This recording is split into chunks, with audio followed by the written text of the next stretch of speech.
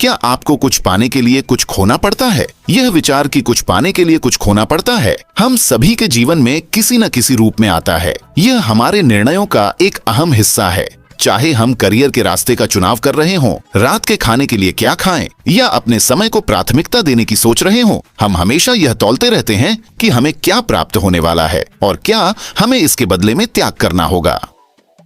जब हमें अपने किसी लक्ष्य को प्राप्त करने का अवसर मिलता है तो अक्सर हम इस बात से जूझते हैं कि हमें क्या त्याग करने के लिए तैयार रहना चाहिए। क्या हमें काम में अतिरिक्त समय देने के लिए अपनी सामाजिक जिंदगी का त्याग करना चाहिए? क्या हमें किसी नई चुनौती को अपनाने के लिए अपनी आरामदायक स्थिति का त्याग करना चाहिए? क्या हमें अपनी वित्तीय स्थिरता को त्याग कर अपने जुनून का पीछा करना चाहिए? ये वे सवाल हैं जो हम अपने आप से पूछते हैं जब हम यह तय करने की कोशिश करते हैं कि हमारे लिए सबसे महत्वपूर्ण क्या है, त्याग और प्राप्ति की चुनौती।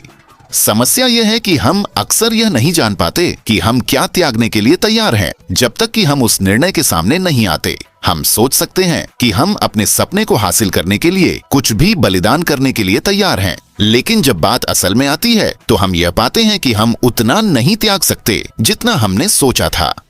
दूसरी ओर हमें यह भी एहसास हो सकता है कि जब हम किसी चीज के प्रति उत्साही होते हैं तो हम कितनी अधिक बलिदान करने के लिए तैयार होते हैं। हमने अक्सर सुना है, कोई दर्द नहीं तो कोई लाभ नहीं, लेकिन क्या यह सच है? क्या हमें कुछ हासिल करने के लिए हमेशा कोई न कोई नुकसान उठाना ही पड़ता है?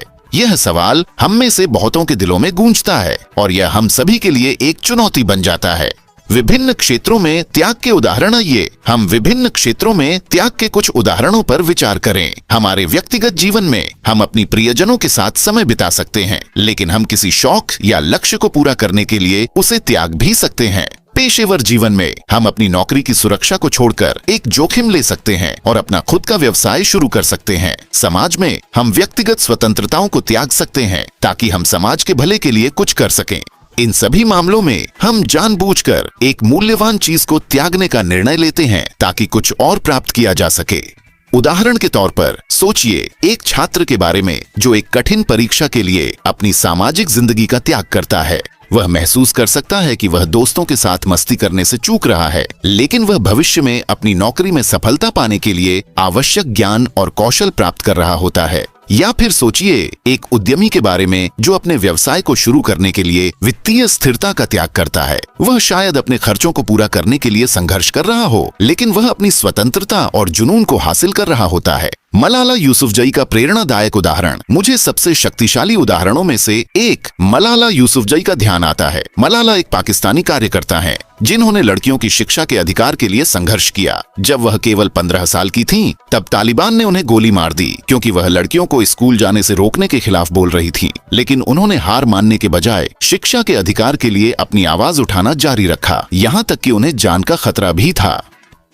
मलाला का बलिदान हमें यह सिखाता है कि अगर हमारे पास सही उद्देश्य हो तो हम किसी भी खतरे से पार पा सकते हैं। मलाला की कहानी बलिदान और प्राप्ति की शक्ति का प्रमाण है। वह चुप रह सकती थीं, लेकिन उन्होंने अपने उद्देश्य को पूरा करने के लिए सब कुछ जोखिम में डाल दिया और इसके बदले में उन्होंने एक मंच और आवाज प्राप्त की जिससे उन्होंने लाखों लोगों को प्रेरित किया और लड़कियों की शिक्षा के लिए वास्तविक बदलाव लाया। क्या हम हमेशा कुछ खोकर ही कुछ पा सकते हैं? तो फिर हम मलाला की कहानी और बलिदान एवं प्राप्ति के विचार से क्या सीख सकते हैं? मुझे लगता है कि महत्वपूर्ण बात यह है कि यह हमेशा एक शून्य राशि का खेल नहीं होता। हमें हमेशा कुछ खोने के बाद ही कुछ पाने की आवश्यकता नहीं होती। कभी कभी हमारे बलिदान हमें अनपेक्षित और अद्भुत परिणाम दे सकते हैं।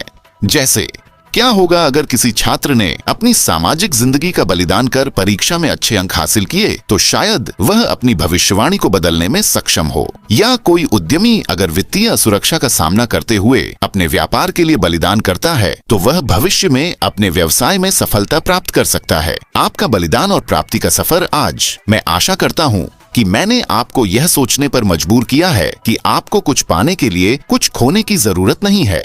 अगली बार जब आप किसी कठिन निर्णय का सामना करें तो यह विचार करें कि आप क्या बलिदान करने के लिए तैयार हैं और आप क्या प्राप्त कर सकते हैं। और डरे नहीं, क्योंकि आप कभी नहीं जानते कि उस निर्णय से क्या अद्भुत परिणाम निकल सकते हैं। धन्यवाद इस वीडियो को देखने के लिए। यदि आपको यह वीडियो पसंद आया हो तो कृपया अपने अनुभवों को टिप्पणियों में साझा करें और यदि आप बलिदान और प्राप्ति के बारे में और जानना चाहते हैं तो मेरे अन्य वीडियो भी देखें जहां हम और भी प्रेरणादायक चर्चाएं करेंगे।